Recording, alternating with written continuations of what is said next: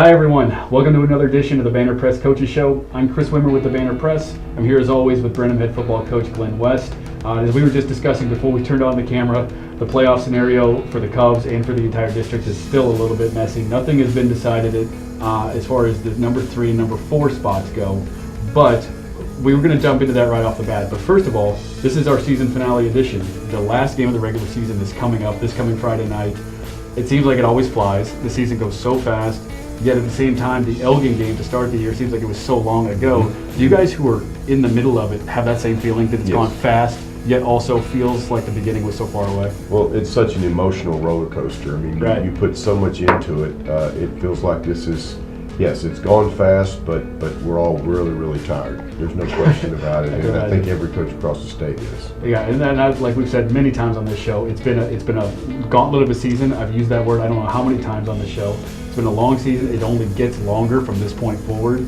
So let me, as we just discussed off camera, let me quickly break down what we're going to do, a very generalized version of the playoff scenario. So for right now, for District 20, Magnolia West is in the playoffs. Huntsville is in the playoffs. Yes. Number 3 and number 4 in the playoffs are still wide open, and those 2 spots will get filled by teams from the Brenham Magnolia game and the Tomball Memorial game. Correct. So for Brenham, if Brenham wins and beats Magnolia, Brenham is in. That's correct. If Brenham does not win against Magnolia, then several other factors are going to have to come into play. It's going to be even more of a quagmire there at the end. So basically, let's just keep it simple.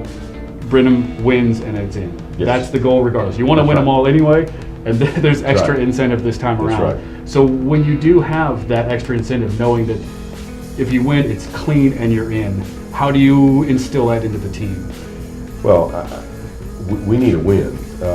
From confidence stake after we got beat last week is one thing, but just in general, we feel like you need to earn your way into a playoff spot. We want to win to be able for that to happen, and we think it gives us a better shot in the playoffs to be coming in with some confidence, and that needs to happen. So, the last game of the season, these seniors won't play at Cub Stadium anymore. Right.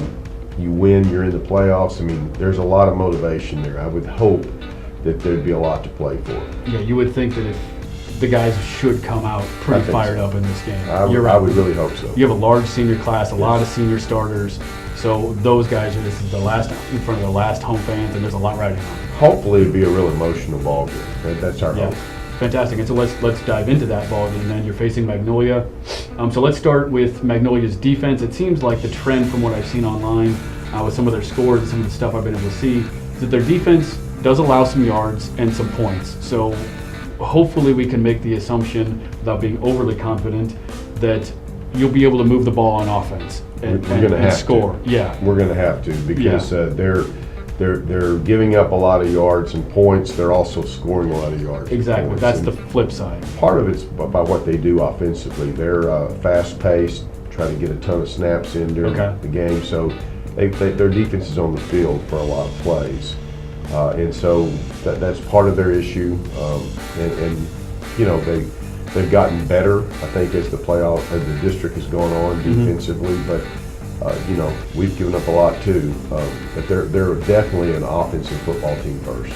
Yeah, it sounds like from what I've been able to see, it looks like the philosophy to try to beat them is that no one's flat out stopped their offense. So the key is to slow it down enough that your offense can take the lead and play with the lead and just stay ahead.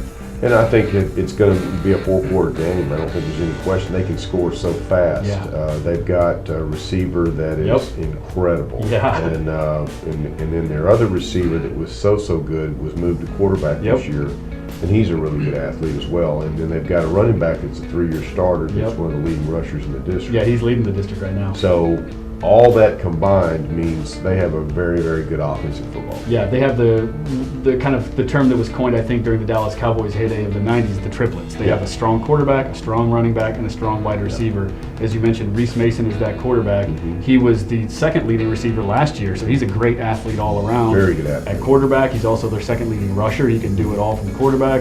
Anthony Johnson is that running back, 3-year starter, leading the district in yards. And then, of course, Michael Woods is that wide receiver who is he's probably second in the district, I think, in yards, but his talent is unquestioned. He's a big guy, big body target, scores some touchdowns. So slowing down that trio is going to be the key in this game. And slowing it down is key. You're not going to stop them. No, it doesn't appear to be that way as we go forward. So that's the very short version of playoff scenario. My written story will break down a lot of those different factors that'll go into it later. We're not going to get into all that right now, but that's the playoff breakdown. A quick preview of Magnolia. I will see everyone Friday night. It's a big game at Cub Stadium, 7:30 p.m. We'll see you all there. Thanks for watching again. Thank you. We need you out there.